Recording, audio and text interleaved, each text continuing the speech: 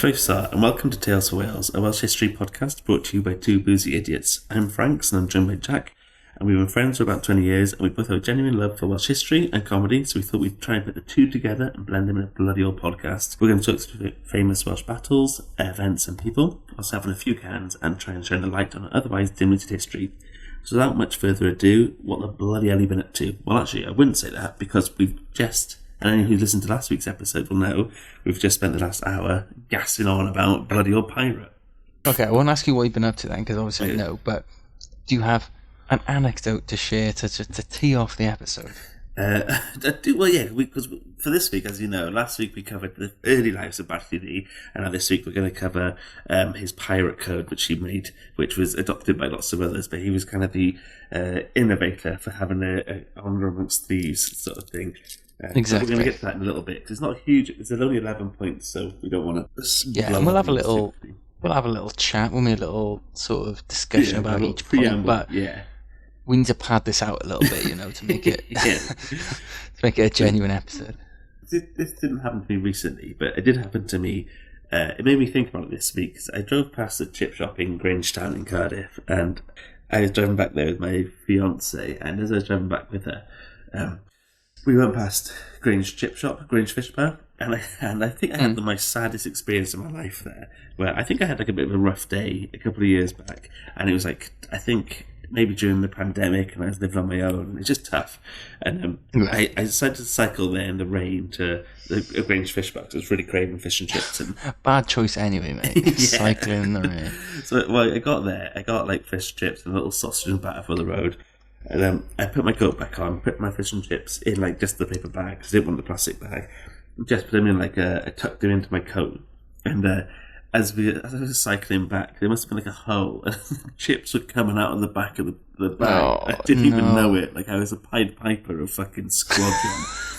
All the fucking seagulls following you home. Yeah. And I got like to like 5 minutes into cycling. I was like, and I saw what was going on. I felt so good. I just had a spoon of chips, a big fat. I can almost feel it. I can feel the heartbreak. Like I'd have probably just trashed my own bike and just thrown it into the road or something. Well, so for the listeners, I mentioned it before, you can't ride a bike, so don't lie. I'm against the lie.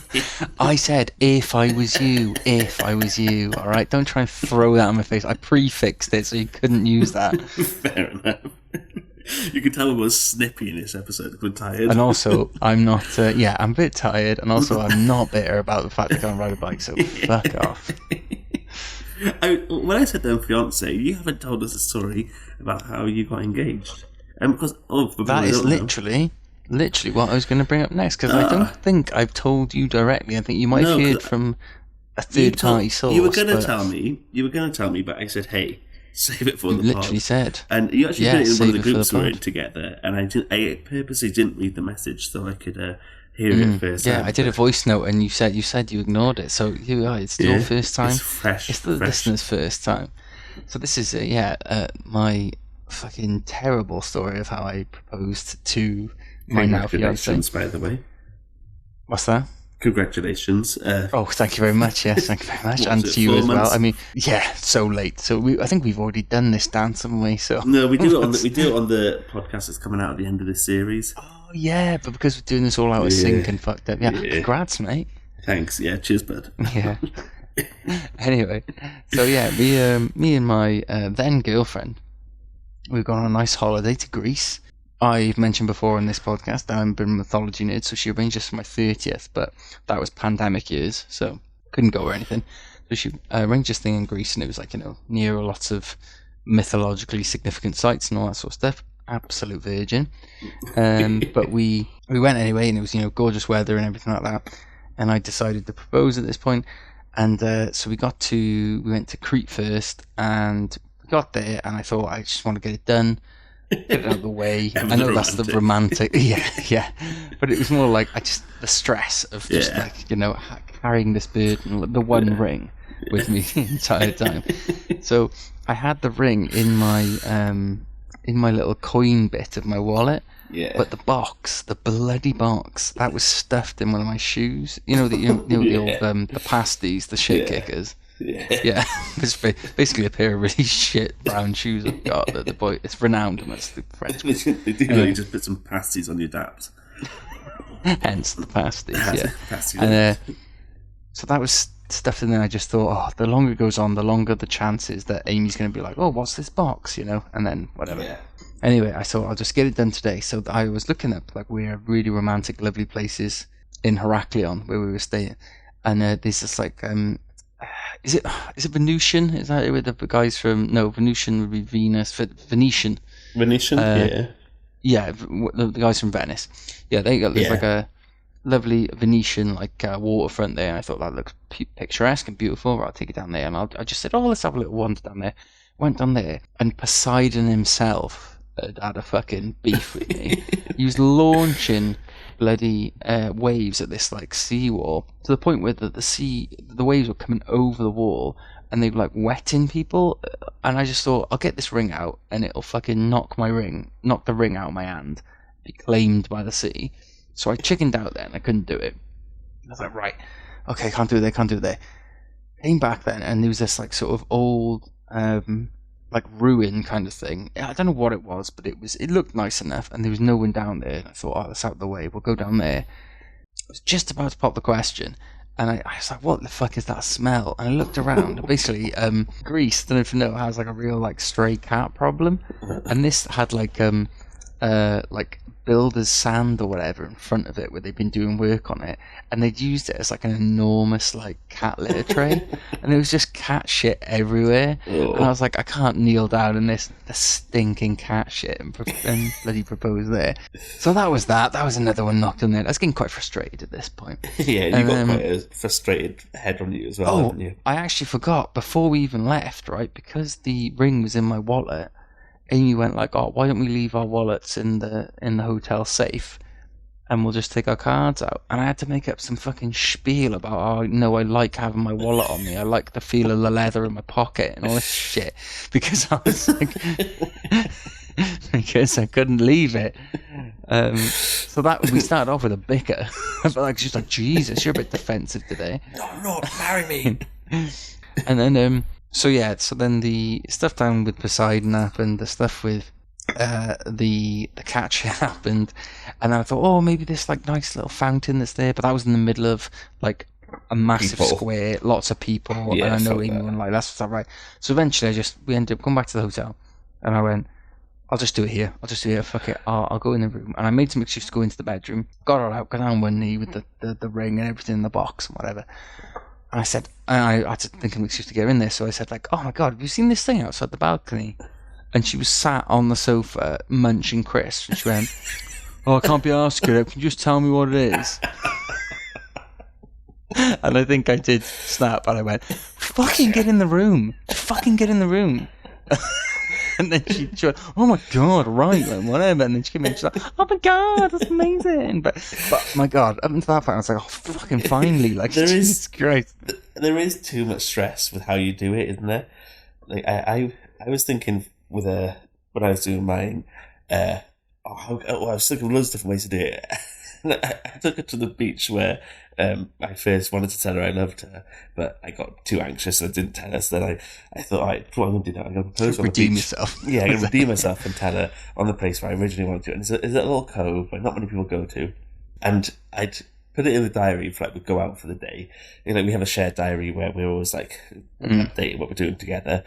I put it in there. And it's not far away from where we live, so it didn't look too out of the ordinary. I think she could tell that I've, like, for the whole day was like pacing around, being really full on, and then scowling at everything. Yeah. But when we got down to the beach, I pretty much dragged us across the beach to where I was going to walk. So it was like, and I didn't say a word for about the 5 minutes leading up to it. And I kept having to hold her on one side because I had my trousers on, and the box looked really obvious in my trousers. So it's like, just holding her by the hand, like dragging her on, go, will you marry me? Yes, done, okay, good. Yes or no? Just say now. If you don't want to, fine, I get it. Yeah, I don't even care anyway, so whatever. It's so difficult because you're trying to herd them, not them, herd her. To a certain direction without going like, oh, come on, let's go in this way. And especially because it sounds unlike me. Like, whenever I ever want to go see a fucking Venetian bloody waterfront, you know. Yeah. And it's just difficult. And then when she go, I could hear her in the other room scoffing her crisps, going, "What's over there? Just tell me. I can't be arsed getting out." I was like, "Fucking get in here!" Stressing all day about this shit. But then it was great because then all holiday I was dining out on those brownie points, man. It was great. Yeah, I mean, you shouldn't really call your engagement brownie points. Well, I mean, you tell me I'm lying when you get a lot when you do it. It's like the ultimate brownie point deposit, mate. It's great. So you're getting married ridiculously soon as well, aren't you? Like we're a couple of months now, yeah. A couple of months 3 now. months, something like that. I just saw earlier on your message, just because I was getting messages about the stag group for your stag. Oh yeah. You know what I mean? That is literally after tomorrow will be next month. That's why earlier I was a bit like quiet when I was on my phone. It's because I get loads of messages about what's good things for the stag. So it wasn't just me being rude, okay, I promise. I was also checking. Oh yeah, if anyone's listening to the last episode, you realise how Frank is a bloody social media addict and he can't listen to me for fucking 5 seconds, apparently. I've got 3 screens on the go at once. I'm checking all my updates. You're like the fucking CIA or something, monitoring everything. Well, do you want to crack on with the rest of this episode of our... Oh god, yeah, we've gone off tangent, haven't we? Yeah, we always tend to. So this one here, we're kind of changing the format of this one. There are no Dick of the Day or the Man of the Match. We're just kind of going through it. Discuss it, just give our little opinions, yeah. Do you have them in front of you? Yes, along with my little notettes. So I haven't made any notes on it, I'll just wing it. You wing it, mate, don't worry about it.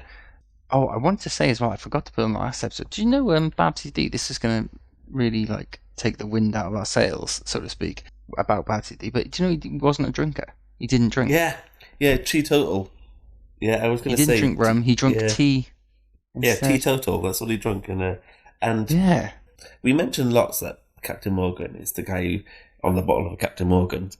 Barti Ddu is the Welsh rum, which is stunning, which I'm going to have a little bit after this. I was going to say, if no one's tried, our listeners here, if you're rum drinkers and you like spiced rum, try Barti Ddu rum because it's fucking banging. It's really good. So nice. It goes down way too easy, but it's so nice.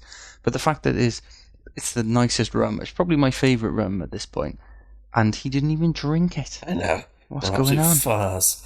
I know. But I used to think he was cool, man. Yeah, absolute loser now.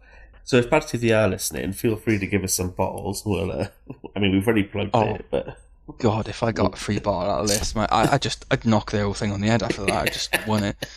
You know, the next ad we do, just target it at Barti Ddu. Don't do it anywhere else. Give us booze. Give us some fucking booze, for God's sake. Yeah. So, teetotaler, but still, we'll look past that. We all have our flaws, don't we? For the first time, we can't all be perfect. So, do you want to start us off with... So, what is it? He made a code that this is all the D&D. So, I'll give you... I won't go into too much detail because I know we're going to do a couple of episodes maybe, or maybe just one episode, whatever, on the actual battles and stuff like that. So, I'll just say that basically, at one point in Barti's career, he was betrayed by a little dirty, belly to the earth, snake in the grass called Walter Kennedy. I won't go into the details of how he was betrayed, but he was betrayed by him, right? And was left marooned with marooned means on an island, doesn't it? Yeah. He was basically left with an inferior ship. This Walter Kennedy guy took the better ship. It was the equivalent of doing a man on the deck in the pirate terms, and everyone knows since the film Green Street that is not okay. Never do a man on the deck. Never do a man on the deck. So... After this, they decided, right, if we're going to continue doing this pirate lark, we've got to have some fucking rules in place. Even rules, mate. Some fucking rules, lads. Come on. Yeah, even outlaws need some sort of law. You know what I mean? It's got to be done. So I'll start off now, and what we'll do is I'll just basically say the rule, and me and you will just have a little discussion. Yeah. Once we're done, move on to the next one. Right? That's the format we're taking. And pirate code number 1. And I'll say in this is verbatim now. Verbatim? Verbatim. We had that discussion on the pod before as well. Maybe I should start listening. Right, so first one. Every man has a vote in affairs of the moment, has equal title to fresh provisions, strong liqueurs at any time seized, and may use them at pleasure, unless a scarcity makes it necessary for the good of all to vote a retrenchment. That's good. So, to clarify, that means everyone gets a vote for what's going on at the moment. So, every man has a vote for affairs at the moment. So, we all get to see what's happening. And everyone gets equal title to the fresh provisions and or strong liqueurs. So, whatever you get is split between you, and you can use it at your pleasure unless there's a scarcity. A huge fan that strong liqueurs had to be mentioned in the law itself. Like, you could have just said anything we take or something, but I was like, no, especially the strong liqueurs. Is Cactus Jack classed as a strong liqueur? I'm pretty sure they market it that way, don't they? I don't think these boys are drinking old Cactus Jack anyway. But so I would agree with that one. I think, like, everyone gets an equal share of the grub Very democratic. and the booze. Yeah, I'm keen on that one. So number 2, this is a bit of a long one, so sorry if I fuck up the recounting of this. So number 2, every man to be called fairly in turn by list on board of prizes because, over and above their proper share, they were on these occasions allowed a shift of clothes, but if they defrauded the company to the value of $1 in plate, jewels, or money, marooning was their punishment. If the robbery was only betwixt one another, they contented themselves with slitting the ears and nose of him that was guilty, and set him on shore, not in an uninhabited place, but somewhere where he was sure to encounter hardships. So that was a lot. That was a bloody mouthful, very oddly worded. But what I'm getting from that is that basically you all get your fair bits of prizes or whatever like that. Like it's all equal.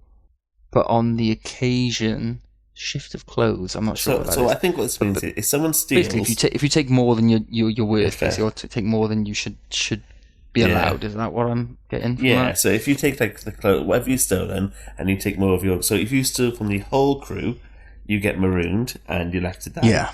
So if you're going to defraud the entire company, as in all the people on the boat, then take you're from the pot, marooning will be a punishment. But if only I steal from one other person, then that person gets to slit your ears and your nose. Chuck you at the nearest town. And then, but you're thrown off to an island. Face flaps for life. Yeah, face flap. But then you have to be marooned, but not to die, on an uninhabited land. But not too much that you die. So you'd face hardships, but you will find the shit. Not in an uninhabited place, but somewhere that would be a bit rough. Yeah. So like you drop them where I come from, St. Athens or something like that. You drop off in Gibbons down for the day. Walk past the Londis, yeah. Yeah. Where I used to grow up in, I can't be bothered. You can't be bothered. So what do you think of that one then? I think it's kind of fair. It's basically just saying, don't be sly in it. Like, play as a team, lads. But chopping the ears and the nose feels so specific. Oh, it sounds horrible as well. When I was reading that, I was like, ooh, I wouldn't. What did you picture? I pictured quite clearly the James Corden guy in Cats. Do you know, like all the CGI people in Cats? Oh yeah, you look like that. You wander around some fucking Barbadian town like that, and the people are going, "Oh my god, don't trust him." Can we watch that film? It is mental. Is it gonna be good, or is it gonna be like we'll think it's so bad it's good, but we'll watch it and go, this is shit. I listened to a podcast called Why Is Cats by Cam. Why Is Cats? You know that Aussie podcast guy? Cameron James. Yeah, Cameron James. He did one with this guy called Ben Elwood, where they went to go see it accidentally because their friend gave them like premiere tickets and they fell in love with how fucking batshit it was, and they made a whole doc series about it on with the ABC, like the BBC version, the Australian version of the BBC on the podcast. And if you haven't, I'd recommend you listen to it. It's called Why Is Cats, and it's so funny. Gotta do it. I thought I've seen a lot on Reddit about how apparently the CGI guys in that, there is a cut out there where they've rendered all the cats' bumholes, and there's like loads of call, and it's become like a meme on thing where they're going like, "Release the butthole cut, you cowards!" and stuff. It's brilliant. Well, in the Why Is Cats thing, they say, "Do you reckon they did the same thing with Judi Dench's pussy?"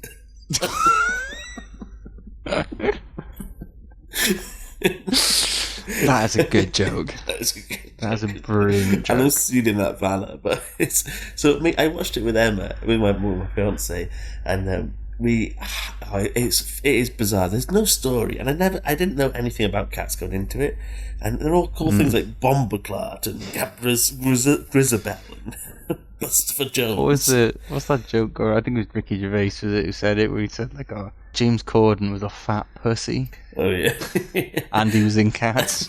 Well, the thing is, they all like threw Cats under the bus, saying like, I won't go into it. I don't know why I'm going on tangent with Cats, but listen to that podcast. It's really funny, and the whole history of Cats has a mad backstory. Like the way it got made, the way they threw like the graphic design. Like, they changed like you said, the design and the CGI like a week before it got released and stuff, and it was it looks money. Like, Uncanny Valley. Yeah. Whenever I see clips of it, that's what it reminds me of. Also, this is what Barti Ddu wanted when you discussed the second rule of his Pirates Code.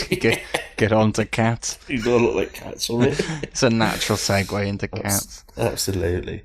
Third one. So I think that's a bit mad. Saying, all right, if it's 1-on-1, if you steal from someone, we'll make you look like James Corden from Cats. Slit your fucking. I like that. He still seems quite nice. He's like, we'll throw you to an uninhabited place. But not uninhabited, but just a little bit hard. Yeah, you'll encounter hardships, sure, but you will be able to get out of there. That's life, baby. You gotta fucking get back up on that horse. That's what he says. Not in an uninhabited place. Yeah. if you've just between 1 and 2, you go, look, I'm not going to drop you, in the middle of nowhere, but I'll drop you somewhere kind of shit. Right. Third one. So third, this is a very simple one. No person to game at cards or dice for money. What, so he's not into gambling?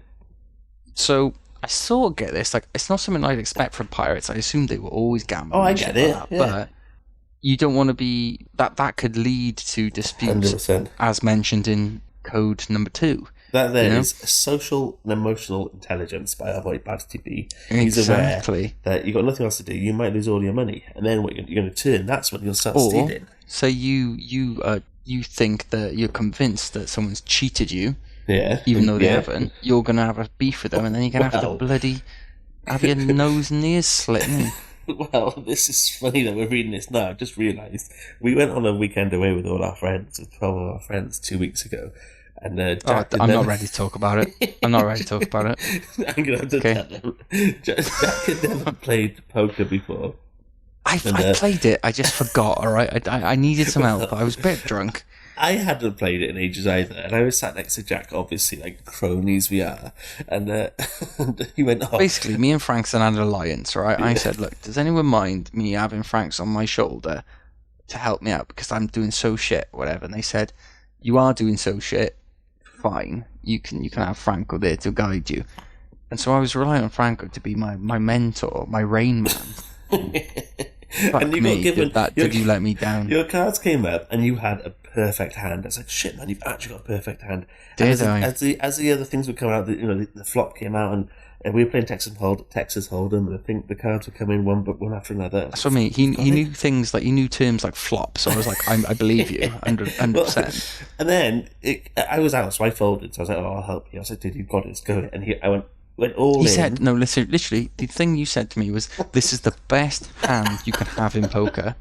And so he went, do all in. You will not regret this. And I swear to God. I dinged all my chips in like that. I was bold as brass. And then when they went, go on, reveal the cards, I fucking threw them down like I was fucking, I don't know, James Bond in Casino Royale. And they went, that's not even a hand. You don't even have a hand. You don't even have enough cards to have a hand there. I remember saying... And I looked at Franco, and he went, oh, no, you didn't have... You were one card off, sorry. So I forgot you needed a... So you had 8, 9, Jack, King, and I swear there was a Queen down there. Oh, no, I thought there was a 10, 8... There was a 9, 10, Jack. I thought you had, I thought you had a 9, 10, Jack, King. Pretty much one of the best hands you can get. And... what did I say? 4 numbers? Flush? Yeah, did I say 4 or 5? Either way, I thought you had a really good hand, and I really did. I absolutely thought you nailed it. And then you showed me down the river. I only because I'm not good at counting the minor details, finer details. I get bored of. And I saw you had nearly everything there. I assumed. Right, that'll do. And everyone belittled me. And then Franks was up out with his chair. God knows, fucking fast as I've seen him move out of the room. I ended up winning that, didn't I? I got everyone's money. Yeah, because you had enough money to fucking buy back in. I'd blown my beans. I didn't need to buy back in. I wasn't even out when I was helping you. Remember, I was only helping you when I was... Oh, yeah, because you just had that hand, yeah. Oh, yes, you fucked me even more. Plot thickens. Yeah, so we transferred money and everything, and I thought, there we are, I can have some money back yet. No. No. Put myself a lovely Chinese for the winnings. Apparently, anyway. I was moaning to Sean. Sean said that I'd get going up and go, so 3 in a row means nothing, does it? You had 4, but not in a row. I know. You need... Right. I think... Oh, yeah. Well, there we are, anyway. We'll stay on that all night. Sorry, we keep... Yeah, God, I'll be here all day. This is why I said we don't need an anecdote at the start of the pod, because... You're probably right, yeah, sorry. No, it's an extra long one, guys, sorry. Yeah, alright, so next one then, so number 4. This is a personal favourite of mine. The lights and candles are to be put out at 8 o'clock at night. If any of the crew after that hour still remained inclined for drinking, they were to do so on the open deck. Beautiful. That's pure. I love it. It's so funny that they thought they had to write that down. Guys, lights out by 8, but if you do want to drink, join me on the deck. We don't want to give away our position in the middle of the night to be shot to shit. But if you guys want to keep drinking, by all means you can. But you got to do it on the open deck, alright? That's why he was doing it. I'd only assume because if you got of course, can flicker in the distance, you'll be like, "There's an enemy ship." I just assumed he wanted people to fall in love with him. It's like it lights out, but if you want to join me on the open deck, and he's there with twirling his hair. And all the drinks after 8 have to be in my bedroom, yeah, boys. That's exactly what I thought he was kind of engineering it to do. It's like, bless old Barti. he just wants a romantic encounter, old Barti, doesn't he? I love that. I'd have definitely been on the fucking open deck there at cock o'clock, having too much grog, going, bloody Captain Bar, he's a fucking legend, he, man. Oh, God, bloody love him, isn't it? God bless you, Robin Hood. God bless. And God bless Barry. God bless you, ma'am. And God bless Robin Hood. We're obsessed with shit films like the 90s. Shit films are fucking amazing film. But that I have got a lot of time for. The fact they had to put in the rules, look, if you still want to drink, you can. Especially because he was a fucking tea drinking little nonce as well. I got a lot of good boy. Let's do a quick recap on drink. I just put myself a beautiful Tesco value aromatic spiced gold Caribbean rum with Pepsi Max, because I will skimp on them. I think my one tip for life is never buy off-brand Diet Coke or Pepsi. And I'm a massive Pepsi. Well, the thing is, mate, I know that's a personal dig at me because because on the weekend away, as you know, basically I buy shit cola. I buy Tesco X-Zero. Yeah, awful. And thing is, do I want to alienate our audience by saying this now? But I put water, a little bit, a splash of water in my dilutes my his rum drink, and Coke. his Pepsi, his because then Coke. I don't like fizziness, right? So it decarbonates it, and a little bit of water in your system for your hangover. I think it's a win-win. Well, get in touch. Am I a freak? Am I a legend? It looks like you're drinking like bog water or like. It looks like I'm drinking mud water. It does. I will admit that. They couldn't handle it on the night out. He definitely couldn't handle it when they ran out of all these Pepsi boys ran out of their Pepsi. Relied on me for my Coke X-Zero, and then proceeded to fucking moan about it whenever you were drinking. Then going, "This is rank, and then glug. I need some more now. Give me some more. You didn't care by the end. I know what you were like. You have some booze by the end. You'll be right. Let me try and get some reins on this. So let's recap. First one, everyone gets a vote, and everyone gets an amount of liquor. We agreed to that. Second one, we're a bit more, don't steal from each other. Not too sure about splitting kind the of fair. Yeah, still kind of fair. Don't gamble, we said we agree. Fine, I like a bit of a flutter, but I'm fine with not having one. Lights out, but drink on the deck. I am so on board. It starts out like a real boring rule, doesn't it? But then it turns out to, look, if you guys want to get fucking smashed on the deck, so on board with that. All for that one. Right, shall I lead us into number 5? Yes, please. So, number 5. This is quite a boring one, actually. To keep their piece, pistols, and cutlass clean and fit for service. Boring, Makes sense. but I guess you gotta do it, haven't you? Yeah, it is. It's a bit. You don't want to fire your pistol and it fucking explode or something. I imagine that's why he was so good, because all that stuff there was like, when I play like computer games, I always tell people to reload all the time. I'm like, reload. He's prepping, but failing to prepare is preparing to fail, isn't it? I viewed that before. So we agree with that one. I bet me and you'd have the grubbiest gun they had. Oh God! When you last clean your pistol, I would like I clean my cock more often than I clean my pistol, mate, and that ain't often. That is rare. So I'm going to say we're not going to adhere to that, would we? Nah, because we wouldn't really, would we? They'd be like, come on, guys, it's dedicated pistol cleaning time and cut is clean up. Like, right. Unless you introduce a song whilst doing it. Oh, a shanty. Yeah. Shanty. Give me a shanty. Give me a little shanty. God. Okay, next one. So, number 6. No boy or woman to be allowed amongst them. If any man were to be found seducing any of the latter sex and carried her to sea disguised, he was to suffer death. So, I kind of like this one. In one side, it's like it's the ultimate lads only rule, because lads only party, girls. Sorry, you're not allowed on. But why are boys mentioned in it? Yeah. I hope that's from a perspective of a child protection. I think it's because he was a boy.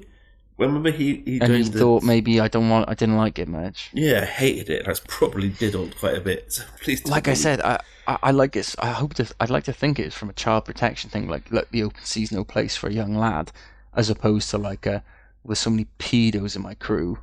Yeah. If I say don't bring on women, you'll just bring on all the lads, the little tiny lads. Don't want that. So just trying to place the curb nonsense. Yeah, we're clearly not sexist, so we have no problem with boy or woman up on board. So I think we wouldn't agree to that one, would we? No, I mean I think if a how would you say, what would be a female pirate? A pirate. It's like a pirate on it. I'm all for that. Yeah, and the fact that you get killed if you also. So the second half of that, if any man were to be found seducing any of the latter sex and carried her to sea disguised, so you have to find a woman on land, dress her, and you'd have to make her dress like a bloke. Bring her on board for months at a time. And yeah, she'd go, how long do I have to keep this up? Yeah. I don't know, about 4 months. How long is this happening? Also, the crew, it's not like they all had individual bedrooms. No. How long did they do that in Pirates of the Caribbean? Doesn't the lady in that dress up as a male pirate? I think it's the other way around. I think it's the boys dressing up as girls, isn't it? What's I thinking of? Where's you're a girl? Oh, it's Mulan. The TV. Jesus Christ, Franco. There is a film though where he goes, "You knew I was a girl." I know what I was thinking of. I was thinking of Arya Stark when she goes to the wall. Ari. Harry, right. Let's start I'll cut a little bit of that. Yeah, cut a lot of that. Let's just agree again. I think we don't agree with this one because it's pretty sexist. You're not allowed to be a woman on board. So I'm going to say no to this one. Yeah, I'd say a no for that. I mean, I guess I agree that young children shouldn't be on board either, but I don't know what the sort of, the backbone of that is. Maybe it's just trying to curb the Nancy behaviour. No, I don't think it's Nancy. I'm going to hope it's just him trying not to. But by omission, young girls should be allowed on, right? Because they don't clarify that. What an awful thing. I know. I feel bad. I feel like Jeffrey Leonard saying that, but they don't clarify that. They just say the boys and they say women. Yeah. I'm going to let you edit around all of that. Yeah, Jesus Christ. Yeah, maybe I will. I mean, that'll just be. What do you reckon this one? Nope. Nope. Let's cut to everything we just said then was a joke. Let's move swiftly on. Right, next. Number 7. Code number 7. To desert the ship or their quarters in battle was punished with death or marooning. Yeah, it makes sense. You're not getting so I said... I sort of thought this was pretty extreme, but that is probably because I'm a coward and I would run from most battles. Well, so I think if you you're only as strong as your weakest link, aren't you? Yes, I get it. And so I get the sentiment in this, in that, no guts, no glory or whatever. And I suppose they would vet out the cowards like me early doors anyway, because I wouldn't sign up to be a pilot. A pilot? A pirate, even. Pilot. Oh, God, I made a great mistake. Next episode is in the pilot's code, okay? But no, a yellow belly like me wouldn't fucking sign up to be a pirate. I'd have been weeded out of the sort of hiring process early doors, so you wouldn't have to worry about me anyway. Anyone who wants to be a pirate, they wouldn't run anyway, I don't think. So I think that's an okay rule to have, yeah. Yeah, and I'm all up for it. I always think you've got to back yourself, because there's so many times we've covered in this story where people have had the numbers on their side or whatever, but they don't stick, or even if they don't have the numbers on their side, they falter and run away, where if they just stuck to their guns and stayed as a cohesive unit, they'd have been okay. So like you said, back yourself, mate. Yeah, back yourself, lad. Alright, so I'm up for it. I fully support that one. Yeah, we'll give you that one a big tick. Yeah. Right, code number 8. No striking another on board, but every man's quarrels to be ended on shore at sword and pistol. I like that. That sounds so much striking one another. You just hit me. Don't you dare hit me. You just fucking slap me, bro. Yeah, it's, I think it's quite a cool one. Like, it's almost like, don't fight in the office, but do what you want on your own time when we hit dry land, sort of thing. Like, look, this is professional setting now. Leave alone, stripped to, and then when you get on land, it's like stripped to the waist, skin on skin. But you have a sword and a pistol as well. I think they did it so I imagine in my head, you say, hey, you can fight this when you get to land, but that could be a week away. So by the time you get to a week's way, you might have you've probably calmed down, you could probably calm down, and you're not actually going to fight it. So I think it's a really clever way of saying, all right, yeah, you can fight it, you can beat the shit, you can have a sword and a gun, man. I just wait a week. In cooler heads prevail. Yeah, that's probably good. In terms of like ship cohesion, that's pretty good. Yeah. So I reckon I think he's a very smart old cook, he's our lad. He's a good lad, old Barti, isn't he? He's a good lad. So what do you reckon for that one? You on board? Yeah, I'm on board for that one. So now we got number 9. No man to talk of breaking up their way of living till each had shared £1,000. If in order to this, any man should lose a limb or become a cripple in their service, he was to have $800 out of the public stock, and for lesser hurts proportionately. So does that mean no one's allowed to quit until they made £1,000? Yeah, basically, you're not allowed to quit until you've made £1,000. Unless you lose a limb.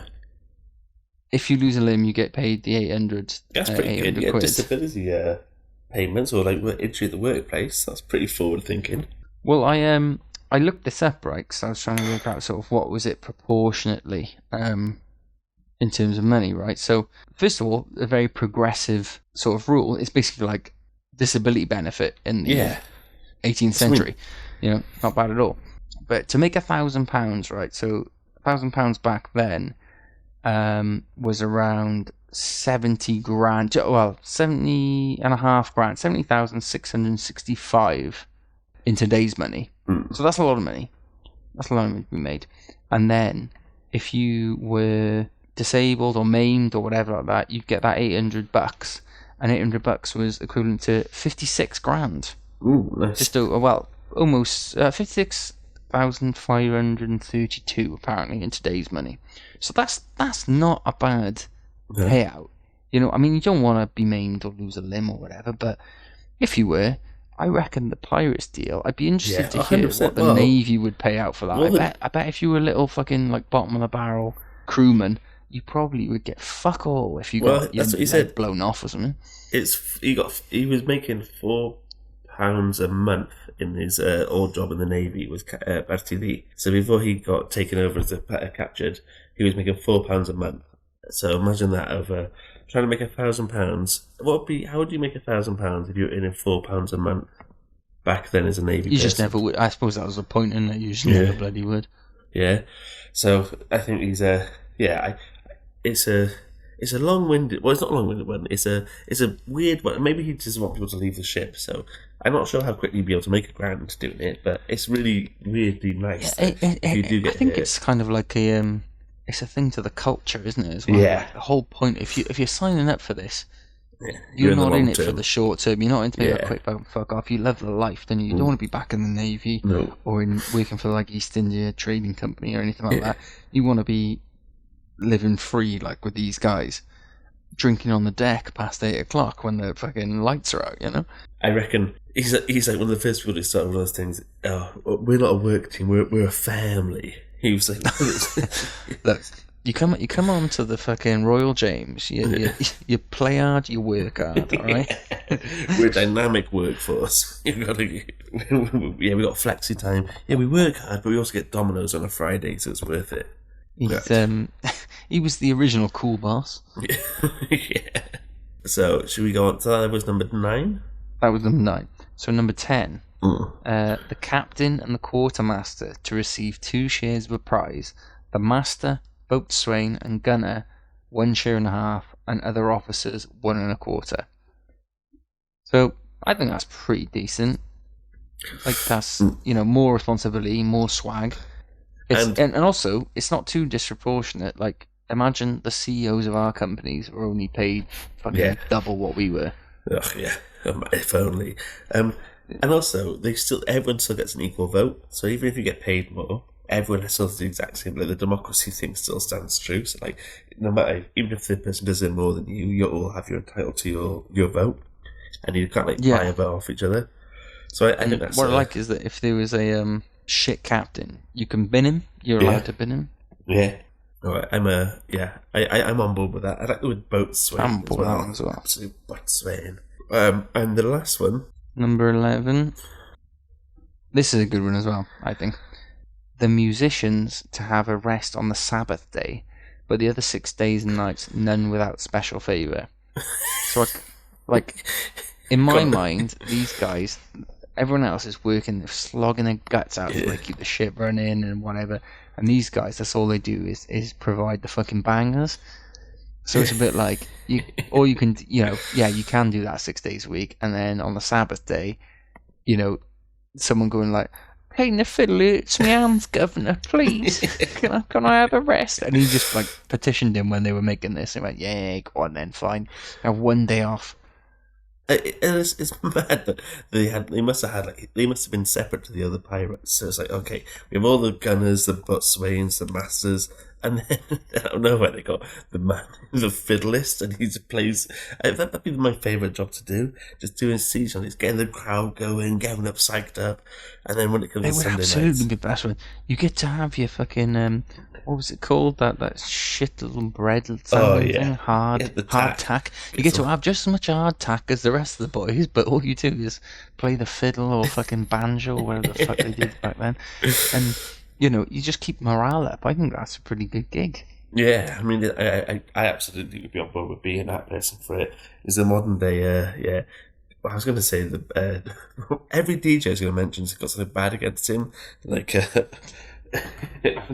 What's the Westwood? I was going to go for him, but I think he's. God, he's Jesus. Yeah, he's in bad trouble. He said, I remember when we were in Cavos that time, this is years ago, decades almost ago now, and he said, one of the things he shouted out across the crowd was, give us a scream if your pussies are clean. I should have known from then he's a wrong one. There was a lot of screams. I mean, good on them, but you shouldn't be saying that. And he was like at that time he was probably, 50? I don't know. I think he's a vicar's son in real life. Explains it. Yeah, I think, but I don't know, he was. I can always tell. You can always, with all of them, like Harry Glitter, all of them, the signs were there. Yeah, you just can know, and you pick up on it. You're in a child, gets scared, and you just know. So, what do you reckon for surmising on them? I think we agreed with most of them, didn't we? We probably would be. We'd agree with those. I think we'd be pirates. Apart from, if there was one thing like you got to give your all in a battle when shit hits a fan, then I'd be going, I'm doing any manual labour and early hours. I'll tell you what, I'll be a little musician. I'll learn to play guitar, and I'll play every day bar the Sabbath day. I'll be on the pipes. That'd be fine. I'll be on the absolute. I'll be singing. You'd be singing. Well, thank God cards are banned, because you'd be a fucking danger on that bloody boat. Bloody telling everyone, all in, lads, all in. You've got the best hand ever. Yeah. Oh, mate, you were so close. Honestly, you were so close. You told me I had it. Well, I'm impressed with old Barti Ddu's legacy, and I think it's a duty for all of us to pay a little credit to the man who had swag and he had brains. He had his fancy little medallions to wear, his beautiful boa hat, and he came up with a bit of admin. So this guy here deserves a little bit of I mean, he clearly also did some awful things, so maybe I shouldn't be revering him. So. Yeah, he was working on a slave ship for 10 years. Sauce, but also, but no, I get what you mean. He did admin, but in a cool way. Yeah, he had a lot of. Like we said this in the last episode, he did so much. He's so infamous, but doesn't seem to be acknowledged much anymore. And I'm not saying you should revere him, but he was a person who was like of notoriety, and we just never really. I don't think you should revere him, but bow to him, to his memory. It's mad that we don't know anymore. We don't know an awful lot about him. Where really he's one of the. Well, Cappy Morgan, he gets an easy ride, I think, because there's a very popular rum brand literally named after him. So his sort of legacy is sort of even though you don't, it's not like you read up about him when you get the bottle. But what I think is you don't really associate pirates with Wales when really loads of them are from Wales, and I think it's something we should be maybe trying to I don't say promote because they're all fucking horrible people, so I don't really know what my point is. It's just I know what you mean. I know what you mean. There's a bit of history there that is maybe not touched up on as much as it should be. Good summarize in there. Yeah, I think I'm glad that I've learned more about him from doing this pod because he seems to have been an interesting character, which is what they normally say. Absolutely devastated that Barti Ddu, the namesake of my favourite spice rum in the world, doesn't even drink. Yeah, pathetic. In that case, actually, decimated from history. Get scrap the animals out. Yeah, one loser, one absolute little verge. I never know what to say with this stuff because I feel like I always want to kind of acknowledge these people, but nearly all the people from the past have absolute morally repugnant ways of living. But I did read when I was doing my degree, I read the book called The Heart of Darkness, which I think is based on that. The film is based on it, Apocalypse Now, and in it he talks about how when they're exploring, he says all these dark maps, the dark spots on the map, as in they've not been discovered yet, but clearly have been discovered, just not by the colony. Yeah, but there's people living there. Yeah. And but the lecturer said, and also I never went to any fucking lectures, but the only one I did go to, I thought it was a really interesting thing to hear. She said, you shouldn't judge the past by today's morals. So that's something I always try and keep in mind a little bit. It's unfair to judge them, but then also I get what you mean. It's like you these stands you go you was a slave for you worked on a slave ship, I suppose, as opposed to being a slave. There's the difference. But even if you're it'd still be quite hard to see people who are chained out and not think this doesn't seem quite right. Yeah, but I don't know. Was it back then? Was it you put up with that or? They might look at us for eating meat in 100 years' time as the absolute most vile humans in the world. How could you make animals suffer for bacon? You can tell we've been on the beers for 4 hours. I'm gonna put the wheel to rights. You think this first hour has been heavy? Wait until we keep going for another hour. The follow up. Right. Should we say diolch yn fawr and thank you for listening here? Yeah, diolch you lot. Cheers as always for any feedback you give. But I know we're trying to migrate away from the nastiness, but I just can't do it. I can't say thanks and just not say fuck off and don't give me any feedback. But we have had feedback, and I think we've done all right with it. Yeah, I think we can. But I think we can walk away from the aggressive stuff now. Now we know it's been received quite well by people. So it's been all right. Yeah, I actually feel at peace. I don't feel the knee-jerk reaction need to jump down everyone's throat. So yeah, all right. I reckon we should say follow us on Twitter. We'll probably get some of the channels going, like Insta and Reddit and stuff, because the Reddit. We're working on YouTube, aren't we? We're working on YouTube as well. Pronounce it Welsh. YouTube. YouTube. And I reckon we should, say drop us a 5-star and give us a follow. And thank you, as always, for listening and for making this far more successful than we ever thought it was ever going to be.